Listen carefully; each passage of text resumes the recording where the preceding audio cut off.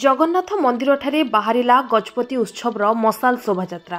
गजपति जिला पारालाखेमुंडी स्थित जगन्नाथ मंदिर ठारे आज अपराह्न 5टा बेले गजपति उत्सव 2024 पालन को नहीं मसाल शोभायात्रा अनुष्ठित हो जाइछि।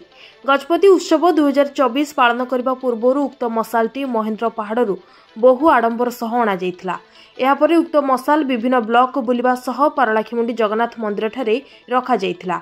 आज गजपति जिलापाल विजय कुमार दास, पीडीडीआरडीए डॉक्टर गुणनिधि नायकों सह अन्य अधिकारी एवं नेता माने उक्त मसालटी धरी शोभायात्रा पूर्वक गजपति स्टाडियम ठारे पहुंची थिले।